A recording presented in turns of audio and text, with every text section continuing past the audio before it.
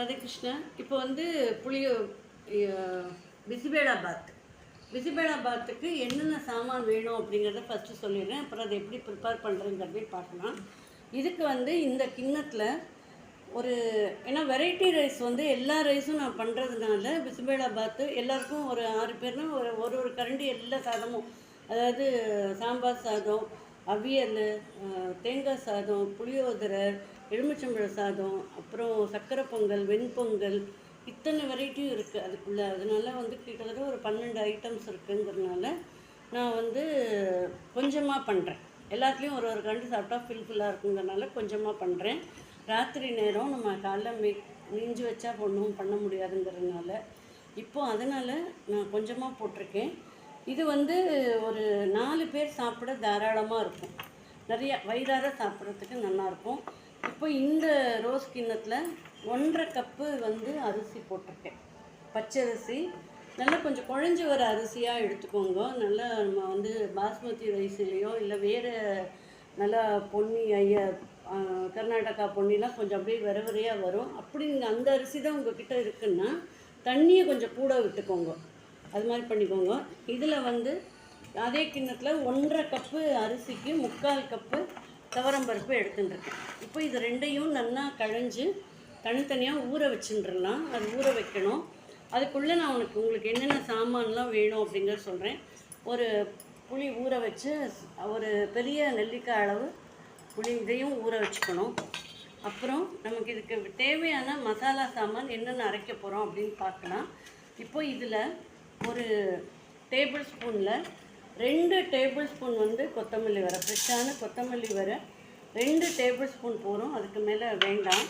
கொத்தமல்லி வரை இதில் வந்து மிளகாய் ஒரு 10-12 மிளகாய். ஏன்னா தேங்காய் நம்ம நிறையா போட போகிறோம், அதனால் கொஞ்சம் காரம் சுருன்னு இருந்தால் தான் நல்லாயிருக்கும். அதனால் ஒரு 10-12 மிளகாய் போட்டுக்கிறேன். இந்த மிளகாய் வந்து காரம் ரொம்ப கம்மி, அதனால் 12 போடுறேன். உங்களுக்கு வந்து உங்கள் தேவைக்கு எப்படியோ அப்படி நீங்கள் போட்டுக்கோங்க. இப்போது ஒரு 10-12 மிளகாய் எடுத்துட்டாச்சு. இதோடு சேர்த்து ஒரு டீஸ்பூன், 2 டேபிள் ஸ்பூன் வந்து கொத்தமல்லி வரை போட்டோம். இப்போது 1 டீஸ்பூன் வந்து கடுகு, 1 டீஸ்பூன் கடுகு, 1 டீஸ்பூன், 3/4 டீஸ்பூன் போட்டுக்கலாம். ஏன்னா 1 போட்டால் கசக்கும். 3/4 டீஸ்பூன் வந்து வெந்தயம் போட்டுக்கலாம். அப்புறம் மிளகு வந்து 1 டீஸ்பூன் போட்டுக்கோங்க. ஏன்னா எனக்கு ஏற்கனவே சொன்னேன் காரம் இது கம்மின்ட்டு, அதனால் மிளகு நல்லா 1 ஸ்பூன் போட்டுக்கலாம். அதே மாதிரி ஜீரகத்தையும் 1 ஸ்பூன் நல்லா போட்டுக்கலாம். போட்டுட்டு இதோட ஏலக்காய் 4 ஏலக்காய் எடுத்துக்கோங்க போதும், ரொம்ப போடாதீங்க, வாசனை ஜாஸ்தி ஆகிடும். அப்புறம் கிராம்பு ஒரு 6 கிராம்பு இருக்கிற மாதிரி கிராம்பு போட்டுக்கோங்க. அப்புறம் வந்து பட்டை துண்டு ஒரு சின்ன துண்டாக ஒரு 2 பட்டை துண்டு போட்டுக்கோங்க. ரொம்ப வாசனையாக இருந்தாலும் நல்லா இருக்காது, அதனால் ஒரு 2 சின்ன சின்ன துண்டு மெல்லிசாக இருக்குங்கிறனால நான் 3 துண்டாக போட்டிருக்கேன். இது மசாலா ஐட்டமுக்கு. இதோட நம்ம ஒரே 1 டீஸ்பூன் வந்து கசகசா போடுறோம், நிறையா போடலை. கசகசா வந்து ஒரு 1/2 டீஸ்பூன் கசகசா போட்டுக்கிறோம். இதோட கடலைப்பருப்பு ஒரு 2 டேபிள் ஸ்பூன் போட்டுக்கோங்க, நிறையா போட வேண்டாம். 2 டேபிள் ஸ்பூன் கடலைப்பருப்பு. அதே மாதிரி 2 டேபிள் ஸ்பூனு உளுத்தம்பருப்பு, 2 டேபிள் ஸ்பூனு உளுத்தம்பருப்பு. அப்புறம் இதுக்கெல்லாம் தேவையான எள்ளு வந்து நல்லா வாசனை வேணும் அப்படின்னா ஒரு 2-3 ஸ்பூன் தாராளமாக நீங்கள் போட்டுக்கலாம், நல்லாயிருக்கும், நல்ல வாசனையாக இருக்கும். இந்த எள்ளு, கிராம்பு, பட்டை, கசகசா, இந்த மசாலா சாமான்லாம் சேர்ந்து ரொம்ப நல்லா வாசனையாக இருக்கும். இது மசாலா ஐட்டமு. இதோட நம்ம வந்து 6 டேபிள் ஸ்பூன் தேங்காய் போட்டுக்கிறோம். தேங்காய் ஆல்ரெடி துருவி வச்சுருக்கேன். 6 டேபிள் ஸ்பூன் கிட்டத்தட்ட 1 கப்பு வந்துடும். 1 கப்பு அப்படின்னா இங்கே பாருங்க, நல்ல கோபுரமாக 1 கப்பு வந்துடும். இப்போ 6 டேபிள் ஸ்பூன் நான் எடுத்துட்டுருக்கேன். இதெல்லாம் வந்து நம்ம வறுத்துக்கணும். இதோட கருவேப்பிலையும் நிறையா கொஞ்சம் கருவேப்பிலை வந்து உடம்புக்கும் ரொம்ப நல்லது. தாளிப்பில் நீங்கள் கொஞ்சமாக போட்டாலும் இல்லை, தாளிப்பில் கருவேப்பிலையே போடாட்டாலும் சாம்பார் சாதத்துக்கு இதில் நீங்கள் நிறையா அரைக்கிறச்சு வறுத்து அரைக்கிறச்சு நீங்கள் போட்டேன்னா நல்லாயிருக்கும். இதோட நம்ம கருவேப்பிலையும் சேர்த்துக்கலாம். சேர்த்துக்கிட்டு இதை எப்படி நம்ம வறுத்து என்ன ப்ராசஸ் பண்ணி எப்படி நான் வைக்கிறேன் அடுப்பில் வைக்கிறேங்கிறத நம்ம பார்க்கலாம். இப்போது நம்ம எடுத்து வச்சுருக்கிற புளி அதை வந்து நல்லா ஆர்வ வாட்டரில் ஊற வச்சுக்கலாம். அது நல்லா 10 நிமிஷம் ஊறட்டும். இந்த ஊற வச்சுட்டு இதோடையே நம்ம என்ன பண்ணுறோம், அரிசியும் பருப்பையும் ஒன்றா கழிஞ்சு ஊற வைக்கிறோம். இப்போது புளியை ஊற வச்சிட்டோம். அரிசியும் பருப்பும் ஒன்றா போட்டு கழிஞ்சு அதையும் ஊற வச்சுருக்கேன். இப்போ நம்ம ஒரு ட்ரை பேனில் நம்ம வேணுங்கிற எடுத்து வச்சுருக்கோம் இல்லையா, அந்த சாமான்லாம் நல்லா வறுத்து வச்சுக்கலாம்.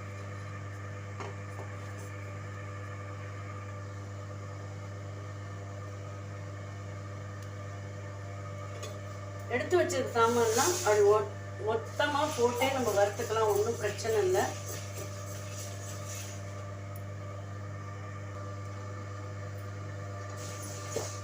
இப்போ ஒன்றா போட்டேன். எல்லா சாமானையும் நல்லா ஒரே மாதிரி சிவக்க வறுத்து எடுத்துக்கலாம், கைவிடாமல் வறுத்து எடுத்துக்கணும். இப்போ நம்ம இதை வறுத்து இதை அரைச்சிட்டு வந்து அந்த புளி நல்லா அதுக்குள்ளே இதை ஊறிடும். இதெல்லாம் நம்ம அரைச்சி நம்ம வறுத்து அரைச்சி வைக்கிறதுக்குள்ளேயும் புளியும் அரிசியும் பருப்பும் நல்லா ஊறிடும். ஊறின அப்புறம் நம்ம என்ன பண்ணுறோம் அப்படிங்கிறத பார்க்கலாம்.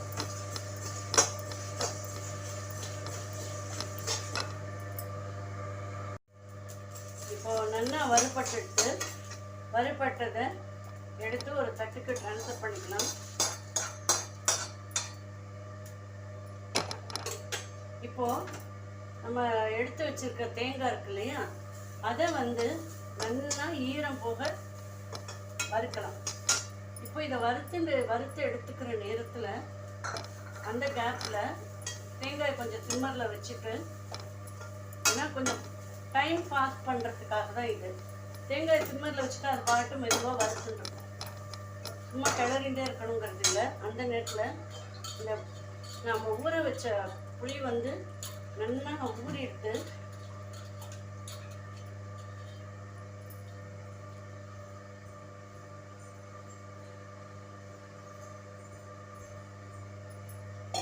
இதை ஒரு பாத்திரத்தில் புளியை நல்லா கரைச்சி விட்டுக்கலாம். இந்த புளி கரைச்சி விடுறதுல நம்ம சாம்பாரோடையோ இதோடய போடுறதுல ஒரு சின்ன ட்ரிக் இருக்குது. குப்பை வராமல் வடிகட்டுறதுல அதுக்காக நம்ம ஃபில்டரை தேடிட்டு போக வேண்டாம். அது போகாமையே நான் எப்படி வடிகட்டுறேன் அப்படிங்கிறத பாருங்கள். இப்போ 2-3 தடவை இதை எடுத்தாச்சு. நடுவில் இதை கொஞ்சம் வதக்கி விட்டுக்கலாம்.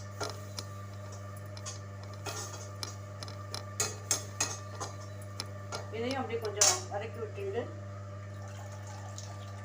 இப்போ நல்லா ஃபுல்லாக ஜூஸ் எடுத்தாச்சு கட்டை இல்லாமல்.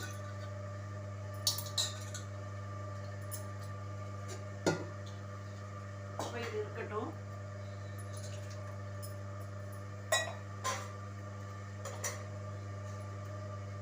இப்போ இது நல்லா தேங்காய் வறுபட்டது, இந்த அளவுக்கு வறுபட்டது போதும். இப்போ பாருங்க, அப்படியே உதிராக கீழே விழுற மாதிரி உதிராக இருக்குது பார்த்தீங்களா. இந்த அளவுக்கு நமக்கு தேங்காய் வறுத்தா போதும். இந்த வறுத்தது எல்லாம் ஓரளவுக்கு கொஞ்சம் ஆறட்டும். புளி கரைச்சி வச்சுருக்கோம், ஊறினது இருக்குது. இது வந்து சொன்னேன், சக்கரை பொங்கல் வெண்பொங்கல் பண்ணுறதுக்காக அரிசியும் பருப்பும் வேக வச்சுருக்கேன். இது தயிர் சாதத்துக்கு வெறும் அரிசி மட்டும் குழைய வேக வச்சுருக்கேன். நல்லா குழகுழன்னு வெந்திருக்கு தயிர் சாதம் செய்கிறதுக்கு. அப்புறம் இன்னொரு குக்கரில் வந்து கொஞ்சம் தண்ணி அளவாக விட்டு உதிராக வந்து சாதம் பண்ணினா அந்த சாதத்தில் எலுமிச்சம்பழ சாதம், தேங்காய் சாதம், அப்புறம் புளியோதரை பொடி நான் ஆல்ரெடி இதில் என்னோடய சேனலில் போட்டிருக்கேன் புளியோதரை பொடி எப்படி பண்ணுறதுன்னு. அந்த புளியோதரை பொடி இருக்குது. அதை போட்டு நம்ம புளியோதரை பிசைஞ்சு வச்சோன்னா சக்கரை பொங்கல் வெண்பொங்கல் ஆச்சு. கேசரி மட்டும் பண்ணினா முடிஞ்சிடுது. இப்போது இதை ஆறட்டும். ஆறின உடனே அதையும் அரைச்சி எப்படி குக்கரில் அப்படியே ஃபுல்லாக செட் பண்ணி வச்சுட்டு 4 விசில் வந்து விசில் அடங்கினோடனே எடுத்தோன்னா பிசிபேளாபாத் ரெடி. அது எவ்வளோ ஈஸியாக பண்ணுறோம் அப்படிங்கிறத பார்க்கலாம். இப்போது புளி தண்ணி கரைச்சி வச்சாச்சு, வறுத்ததை நல்லா அரைச்சி வச்சுங்காச்சு. இப்போ அடுத்தடுத்து என்ன பண்ணுறோம் அப்படின்னு பார்க்கலாம். ஒரு அடுப்பை பற்ற வச்சுட்டு ஒரு அடிகனமான பாத்திரம், உங்கள்கிட்ட அடிகனமான வானொலி பெருசாக இருக்குது அப்படின்னா அதுலேயே பண்ணலாம். நான் வந்து குக்கர் எடுத்துட்டுருக்கேன். இந்த குக்கரை வந்து கொஞ்சம் ஹீட் ஆக விட்டுட்டு இதில் நல்லெண்ணெய் குத்திக்கலாம்.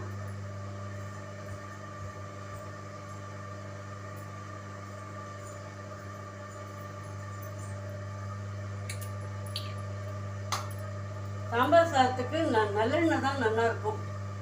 கொஞ்சம் நம்ம யோசிக்காமல் ஒரு 100 ml நல்லெண்ணெய் தான் இருக்கும். இதை நல்லா இப்படி சுற்றி விட்டுட்டோம் அப்படின்னா எல்லா பக்கமும் எண்ணெய் ஆகிடும். இப்போ எண்ணெய் ஆகிடுது அப்படின்னா நமக்கு தீஞ்சு போகிறதுக்கு சான்ஸே கிடையாது. அந்த அளவுக்கு நல்லா காஞ்சிடும். இன்னும் கொஞ்சம் கூட போட்டுக்கிறேன், அவ்வளோதான். ஏன்னா இதுக்கப்புறம் நான் எண்ணெய் சேர்க்க போகிறதில்ல, இப்போ சேர்க்கறது தான். இப்போ இந்த எண்ணெய் நல்லா காஞ்சிடுது. எண்ணெய் காயிற நேரத்தில் நம்ம என்ன பண்ணுறோம், வெறும் கடுகு மாத்திரம் தான் போடுறோம், வேறு எதுவும் போடலை. கடுகு வேணும் அப்படின்னா ஜீரகம் போட்டுக்கலாம். மற்றபடி கருவேப்பிலெல்லாம் அதில் நிறைய அரைச்சி விட்டதுலேயே நிறைய அரைச்சாச்சு, அதனால் அது தேவையில்லை. அதே மாதிரி நல்லா பெருங்காயத்தூள் ஒரு 2, என்னோட இதில் வந்து 3 ஸ்பூன் எடுத்தோம்னா 1 டீஸ்பூன் வரும். அதனால் நல்லா பெருங்காயம் வாசனை நல்லா இருக்குங்கிறதுனால பெருங்காயம் போடுறேன். இதில் அவியல் வந்து நான் நிறைய தனியாக தான் பண்ணுவேன், எல்லா காயும் போட்டு அவியல் பண்ணுவேன். இந்த சாம்பார் சாதத்தில் எதையுமே நான் சேர்க்க மாட்டேன். இப்போ இதை போட்டுட்டு இதில் வந்து நான் சொன்னேன் இல்லையா, புளி கரைக்கும் போது அதில் அடியில் கசண்டு இருக்கும், அதை வடிகட்டணும் அப்படிங்கிறதுக்காக நம்ம அவசர சமையலில் வடிகட்டலாம் தேடிண்டு போயின்னு இருக்க வேண்டாம். இது மாதிரி நம்ம கரண்டி இருக்கோன்னா இதில் வந்து நம்ம அப்படியே விட்டோம்னா எல்லாமே இதுலேயே நின்றும், கொஞ்சம் கூட கீழே போகவே போகாது. பாருங்க எவ்வளோ நின்று இருக்குன்னு. இதை வந்து நம்ம தேவைப்பட்டால் சும்மா இப்படியே புளிஞ்சு விட்டுக்கலாம். நிறைய இருக்குது அப்படின்னா இதை அப்படி புளிஞ்சு விடுற மாதிரிலாம் ஒன்றும் இல்லை, வெறும் சக்கை தான் இருக்குது. அதனால் இதை தூக்கி போட்டுட்டு இதை அலம்பிட்டு வந்துடலாம்.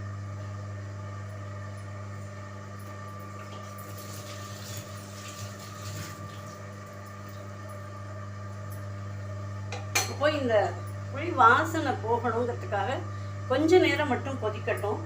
வேறு இதில் திருப்பியும் தண்ணிலாம் எதுவுமே ஆட் பண்ணலை. அரிசி பருப்புக்கு சேர்ந்து தண்ணி நான் வச்சுருக்கேன். ஸோ வேறு எதுவும் தண்ணி ஆட் பண்ண வேண்டாம். இது அப்படியே கொஞ்சம் ஒரு கொதி வரட்டும்.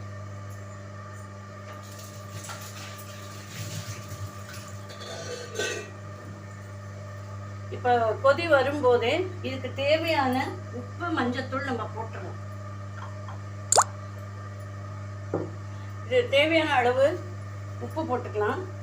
இந்த சாதம் மொத்தத்துக்கும் தேவையான அளவு நம்ம உப்பு சேர்த்துக்கலாம். இதோட கொஞ்சம் மஞ்சத்தூளும் சேர்த்துக்கலாம்.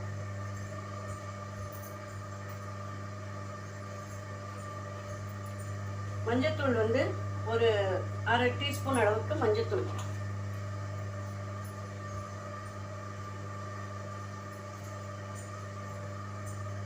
நல்லெண்ணெயோட கொதிக்கும் போது அவ்வளோ வாசனையாக இருக்கும், ரொம்ப வாசனையாக இருக்கும், ரொம்ப நல்லா இருக்கும். அது இப்படி தான் நான் பண்ணுற பிசிபேளாபாத் மெத்தடு.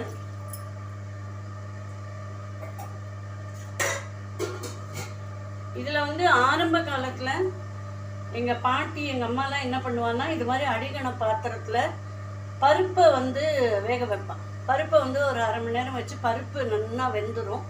வெந்த அப்புறம் அதே மாதிரி அரிசியும் ஊற வச்சுருப்பா. அந்த அரிசியும் போட்டு நல்லா குழைவாக வெந்த அப்புறம் இந்த புளி கரைச்சி போடுவா. அந்த புளியும் அதோட சேர்ந்து நல்லா குழைஞ்சி வரும். அதுக்கப்புறம் அரைச்ச விழுதையும் சேர்த்து நல்லா ஒரு கிளறி கடைசியாக இன்னும் கொஞ்சம் நல்லெண்ணெய் ஊற்றி மேலே கருவேப்பிலை தூவி இறக்குவாள். ஆனால் நான் வந்து இது மாதிரி பண்ணுறேன், அது மாதிரி கற்றுண்டது தான். இதில் வந்து சின்ன சின்ன சேஞ்சஸ் தான் பண்ணியிருக்கேன். இப்போ நல்லா கொதி வந்துடுச்சு. கொதிச்சுட்டு இருக்கிறச்சு இப்போ நம்ம அரைச்சி விட்ட விழுது இதை வந்து ரொம்ப விழும்னு அரைக்காமல் கொஞ்சம் கொரகொரப்பாக கொஞ்சம் கொரகொரப்பாக அரைச்சி வச்சுட்டா தான் நல்லாயிருக்கும் சாப்பிட்றதுக்கு. இதை அப்படியே இதுக்குள்ளே ட்ரான்ஸ்ஃபர் பண்ணிடலாம்.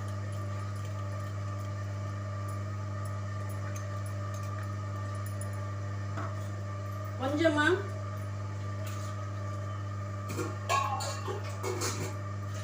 இந்த ஜாரில் இருக்கிற கொஞ்சம் அரைச்ச விழுதுக்கு கொஞ்சம் ஜாரில் அங்கங்கே ஒட்டி இருக்குமோனோ அதுக்காக கொஞ்சம் தண்ணி ஊற்றி இதையும் அலம்பி எடுத்துட்டுலாம். இப்போ இதை கொஞ்சம் கிளறி விட்டுக்கலாம். கிளறி விட்டுட்டு நம்ம புளி எந்த அளவுக்கு கொதிச்சதோ அந்த அளவுக்கு கொஞ்சம் கொதி வந்தால் போதும்.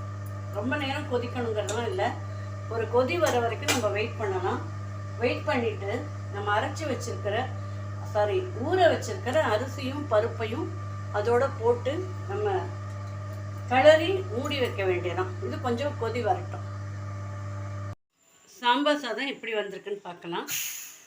ரிலீஸ் ஆயிடுச்சு. பொறுமையாக அதை திறந்து இங்கே பாருங்கள். இப்போ வந்து மேலே தண்ணியாக இருக்கிற மாதிரி தான் இருக்கும், உள்ளே வந்து கெட்டியாக இருக்கும். ஸோ நமக்கு கொஞ்சம் குழக்குழன்னு தான் தேவைப்படுங்கிறனால இதை நல்லா இப்படி புரட்டி கலந்து விட்டோம் அப்படின்னா ஆற ஆற நல்லா இறுகிடும். இப்போ பாருங்கள், நம்ம கலக்கின உடனேயே நமக்கு நார்மல் பதத்துக்கு வந்திருக்கு பாருங்கள்.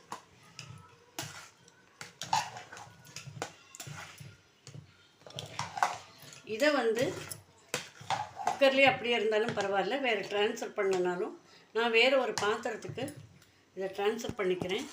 அவ்வளோதான். இது வந்து இன்னும் நமக்கு வந்து கெட்டி ஆக ஆக இன்னும் வந்து ஆற ஆற நல்லா கெட்டி ஆகிடும். இவ்வளோ தான் பிசிபேளாபாத் ரெடி. அவியல் ரெடி ஆயிடுச்சு.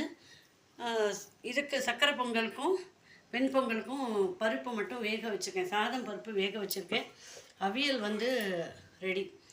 இப்போது அவியல், பிசிபேளாபாத்து, அவியல், சக்கரை பொங்கல், வெண்பொங்கல் ஆயிடுச்சுன்னா நம்ம வந்து திருப்பியும் ப்ளெயினாக சாதம், வெறும் சாதம் வந்து நல்லா உதிராக வச்சுட்டு, அதுக்கு நான் எனக்கு இந்த ஒரு குக்கர் தான், அதனால் இப்போ இதை ட்ரான்ஸ்ஃபர் பண்ணிவிட்டு இதில் அலம்பிட்டு தண்ணியை கொஞ்சம் திட்டமாக வச்சுட்டு நம்ம உதிராக சாதத்தை பண்ணிட்டு அதில் தேங்காய் சாதம், லெமன் சாதம், அப்புறம் புளியோதரை 3ஐயும் அதில் செஞ்சிடலாம். செஞ்சுட்டு உளுத்தம்பருப்பு வடைக்கு ஊற வச்சுருக்கேன்.